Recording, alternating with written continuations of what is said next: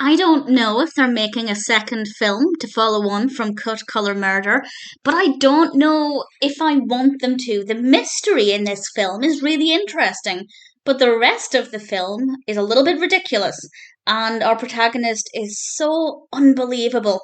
There won't be spoilers in this discussion, but I might discuss what happens at the end, not in reference to the case itself, but in reference to something else. But I'll give a spoiler warning if I do decide to do that. This was released in 2022. It's directed by Stacey N. Harding and written by Jason Filardi and Walt Becker. And it stars Julie Gonzalo as our protagonist, Ali. Ali is a hairdresser, and she's a likable enough protagonist, and the performance is absolutely fine. But I don't believe her because while she's getting people ready for this pageant, the organizer of the pageant, Mitzi, drops dead. And it's a murder. And Ali takes it upon herself to try and solve this murder. Now, I'm not saying a hairdresser can't solve a crime, but there's no evidence to suggest that she has the abilities. Let's compare it to some other Hallmark mysteries. Aurora Teagarden, she runs the Real Crime Club. She is obsessed with true crime. We get that information, so her role is believable. Garage Sale Mysteries, Jennifer Shannon uses her knowledge of antiques to help solve mysteries. Sometimes she uses the help of other people. It's believable. There is no reason to believe that Ali had the ability or knowledge to solve this crime. It makes zero sense. I am not behind her as a character. I do not believe she has the abilities because we haven't been given the information to believe that. So she's very unrealistic, and that kind of ruins part of the mystery because I don't believe the things that she does. And as a hairdresser, she's not very good either because her clients are in the chair for less than 2 minutes, and I'm not exaggerating. On at least 2 occasions, we get to see the client sit down, she'll cut their hair, they'll stand up and leave, and that's it, and it takes about 2 minutes. She was going to charge one of them $30. She ended up charging him more. I won't explain why. $30 for less than 2 minutes in the chair. Don't be ridiculous. So the writing is very lazy because they didn't even try and make that work somehow, make it believable. So basically, everything that Ali does is just ridiculous. So as a character, she does not work. So it wouldn't surprise me if we don't get any more films in this series or potential series. And that kind of ruins it because whenever she was on screen, I was just not believing anything she was saying or doing. It made zero sense for the character.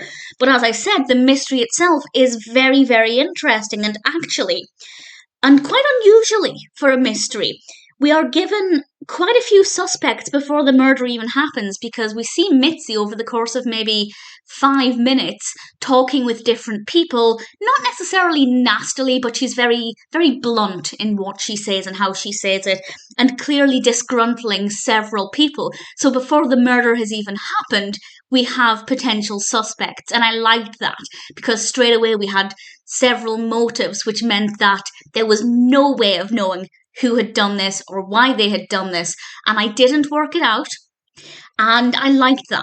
I enjoyed not knowing. I had my suspicions. I was not correct, and I'm totally okay with that. And I liked the mystery aspect. But unfortunately, while the mystery is very well written, the character writing for Ali is absolutely terrible.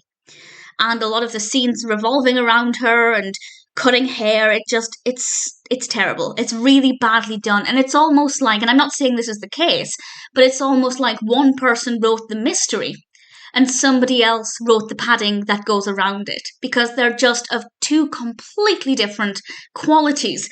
And that means it's very hard for me to completely recommend this because on the one hand, I loved the mystery, but on the other, a lot of the film is ridiculous. As long as you're able to overlook Ali as a character and just kind of forget about her role in this and just focus on the information that we, the viewer, gain, then I'd recommend it because the mystery is really fascinating. So if you're able to do that, then I'd say it's definitely worth checking out. Ultimately, I got to the end of it and thought I'm relatively satisfied. I enjoyed the mystery. I wouldn't say I enjoyed the film. If it sounds like it would appeal to you and you're able to look past a very, very badly written protagonist, then I'd say it's worth giving a go because the mystery element is not too bad. So, I will discuss now the ending. I won't say exactly what happens, and I'm not going to spoil who done it. This has got nothing to do with the actual mystery. It's something that happens right at the very end regarding Ali. So this is a spoiler for the very end, but I'm not going to tell you who done it, as it were. It's kind of not connected. But at the very end, Ali is visiting the grave of her husband, who we learn in this film was killed, and she receives these photographs. And I have to say, brilliant bit of acting Julie Gonzalo did here. The panic and confusion and anguish and sadness on her face all at once was absolutely brilliant as she looked at these photos and kind of looked around her. And clearly, they ended the film that way to try and encourage them to commission the second film. Because obviously it's a bit of a cliffhanger. What are these photos? Who is it? What's the relevance? Can we find out more information, please? And a tiny, tiny part of me did think, yeah, I want to know what's going on, who left the photos, what are they trying to say? And I think they did that with the hope of there being a second film. Now, this was out 2 years ago, give or take. The other one or the next one could be in production. I did a quick Google, I couldn't find anything. If anybody is aware of anything about that, please feel free to let me know. If there is a second one, I will watch it on the strength of the mystery quality of this first film. But I do not like the protagonist, and they would need to really revamp her as a character for the film to do well as a complete series. But I have to say, ending the film the way it did has made me intrigued. So we'll see what happens there.